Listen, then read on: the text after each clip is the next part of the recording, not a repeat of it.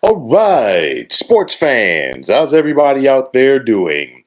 William Martin coming at you one more time here on YouTube with another edition of the 300 Pounds of Sports Knowledge Podcast.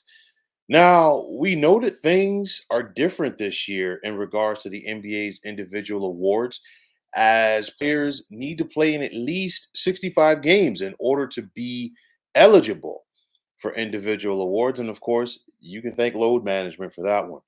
And as we know that there are certain star players and heavyweights who unfortunately are not eligible to be recognized as this season's MVP in the NBA, what players should be in that conversation? I'm going to highlight some tonight. I'm sure that there's going to be some folks who feel like others should be highlighted as well. It's all good, but I got five guys who I want to talk about tonight. First, I'm going to start with Shai Gilgeous-Alexander from the Oklahoma City Thunder. Now, the young Thunder guard has quickly morphed into one of the NBA's premier scorers. Remember, not a lot of people paid attention to it when the Clippers and the Thunder made that trade a couple of years back that sent Paul George to LA. But Shai Gilgeous-Alexander was a part of that deal. And right now, SGA is averaging more than 31 points per game, which is second in the NBA. And he's a big reason why the Thunder are one of the top teams in the Western Conference. Now, you look at Giannis Antetokounmpo, and he's already a two-time NBA MVP. But you cannot gloss over what the Greek Freak is doing this year.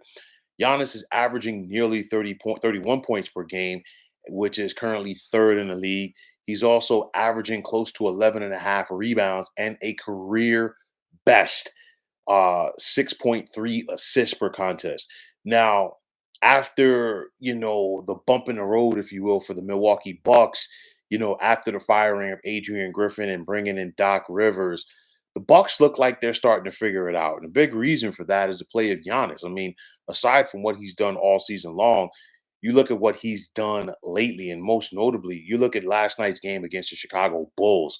46 points, 16 boards, and 6 assists to help Milwaukee get a win. And of course, anything that the Bucks are going to do this season, especially in postseason, is going to be predicated by the playmaking ability and the ability, rather, of Giannis. And I think it's one of those where when you have a player who's already won an MVP award previously, you kind of tend to expect it.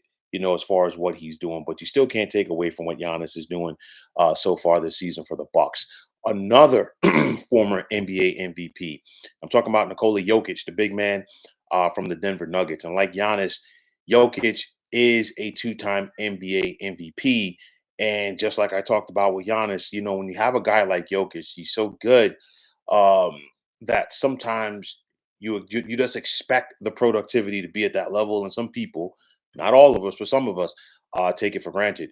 Now, this season, the Joker's averaging just under 26 points per game. He's averaging 12.3 rebounds, which is fourth in the league, and he's averaging 9.3 assists, which is also fourth in the league. You think about Nikola Jokic, I call him the walking triple double. He has 19 of them this season, and it's one of those where you think about the way that the Joker plays.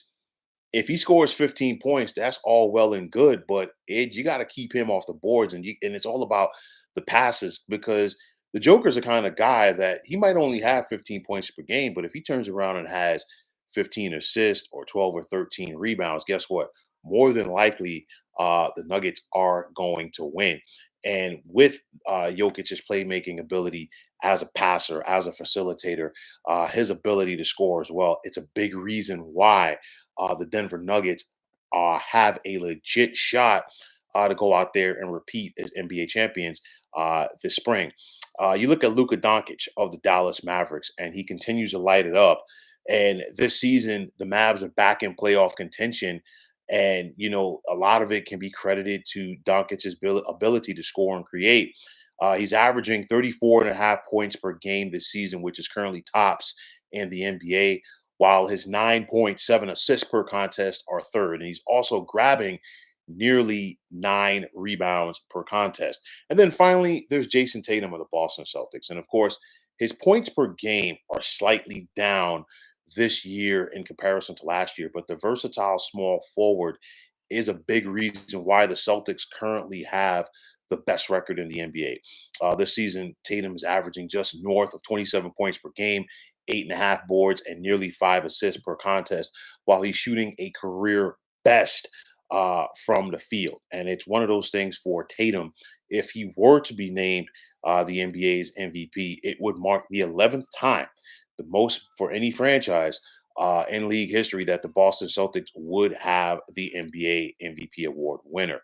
Now, I look at it like this. I'm sure there's going to be some other guys that people want to highlight. It's all good. These are just five guys who I think have the best chance, in my opinion, to go out there and win this award. Typically, when you think about it, it usually goes to teams with better records for the most part. Okay. And then also, the guys who are really, being highlighted right here.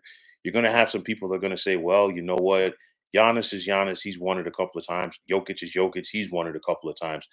I think Jason Tatum at this point, in my opinion, is the favorite, not just for what he's doing, but also the Boston Celtics record. And don't get me wrong, the Celtics went out there, they picked up Drew Holiday, they picked up Kristaps Porzingis. That's also a part of the reason why they have the best record in the NBA. But nonetheless, you can't take away from what Jason Tatum means to that team. Nikola Jokic is deserving of a third MVP as well, and I could say the same for Giannis, but it's one of those sometimes, unfortunately, some of the voters tend to take it for granted. We've seen it in the past with multiple star players where, you know what, they just put up the numbers and it's just like, okay, you know what? That's basically what he's going to do. No, it's not that easy, but it's easier said than done. And I do think Tatum is in line. If Tatum weren't to get it, it wouldn't shock me to see Jokic get it. It wouldn't shock me to see Giannis get it once again as well. And then you can't overlook the scoring ability of SGA with the Oklahoma City Thunder. But nonetheless, it's going to be very interesting to see who gets this NBA MVP award. I don't think it's a slam dunk for anybody as of yet, but nonetheless, let's see how things come down here in the stretch run of the regular season. And then again, I know that the MVP award has nothing to do with the postseason, but let's see how things look in the playoffs for all of these respective guys. The Bucks are looking to get back to a championship level. The Nuggets are looking to go back. Jason Tatum's trying to help the Celtics get over that hump. Luka's trying to make another deep run for the Mavericks, and let's see what the young Thunder can do in the postseason. But nonetheless, it's stretch run time here in the association, and let's see who has what it takes to be the league's MVP for 2024. So, folks, that's going to wrap it up. And as always, I want to take this time out to thank all of you for tuning into the 300 Pounds of Sports Knowledge podcast here on YouTube. I want to take this time out to thank all of you fine folks out there for tuning in. And if you have not already, please feel free to subscribe to this channel. Now, if you're on the X, formerly known as Twitter, please feel free to follow me at 300 Pounds of Sports. And like I always say, if you follow me, it will be my pleasure to follow you right back. There's also the sports discussion group on Facebook at the Sports Depot 365 that you can check it out. Drop a line and be a part of one of the better sports debating sites going on social media. So, once again, fine folks, my name is William Martin, and I am signing off. I'm saying take care and have yourselves a wonderful day.